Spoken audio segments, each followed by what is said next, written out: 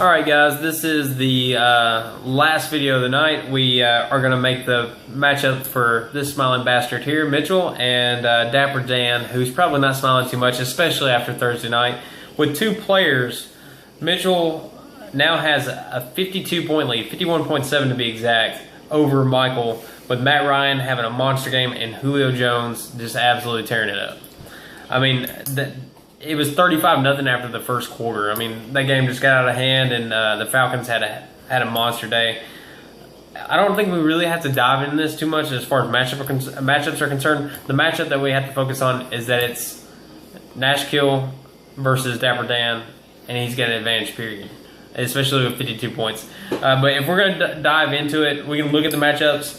Kaepernick at Arizona, hate it. Reggie Bush and Donald Brown, that's horrible.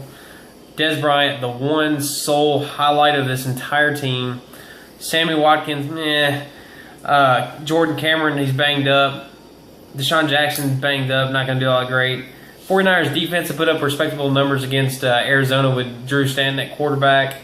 And Dan Bailey is a solid kicker, but really his Cowboys are the only things he's got going for him, and Dez Bryant, Dan Bailey, and it's just not enough, especially with a 52-point lead. And Mitchell still has Forte with a great matchup, Joik Bell against Green Bay, and I think that's where he really establishes his lead back dominance. You got Gronk against Oakland, and then Gronkowski against Oakland.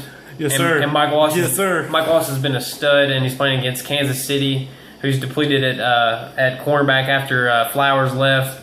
And Ravens has been a top 10 defense, and they're playing Cleveland this week. Vinatieri against Jacksonville. I mean, he's probably going to get a lot of extra points, which isn't great for a kicker, but it doesn't matter. It doesn't matter. This is the stone cold lock of the week, high score of the week. Probably this guy.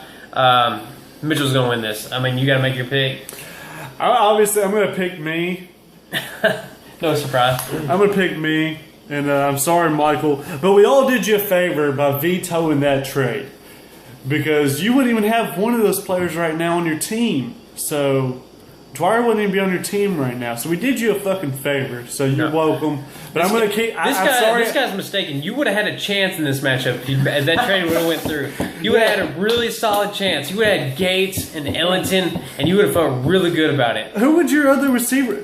I'm just kidding, Michael. That was probably a really bad trade. You made that offer to me. Just get it out on this veto. That trade offer was made to me by you.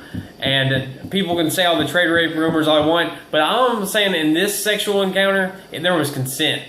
And it was from you. So there's no trade raping going on. And people think I'm retarded. Yeah.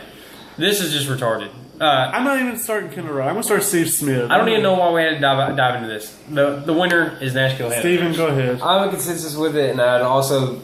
Looking at Mitchell's roster, as long as he's a little bit weak at running back with Ingram hurt currently, and Bell could still depth, not starting talent. McFadden. Bell could still outperform Reggie Bush by the end of the season. It's a very good possibility. It's going to happen. He's going to happen. You're right. He's already got more but carries and more goal line touches. I would say that he's a definite contender for the playoffs. I mean, I would say that as it is right now, he's going to be top 4 after this week, and he might be able to continue that trend going forward, depending on how things work as far as matchups and bye weeks. All right. Well, sorry you're back. We're 1-1. We're 1-1 against each other. He's winning. Hands down. He's got it. And for the record, you guys historically are 1-1, and Mitchell won last year, 107 to 89. So 2-1. It's about to be 2-1. This guy. So yeah, it's going to be a 50-point. But fucking Headhunters.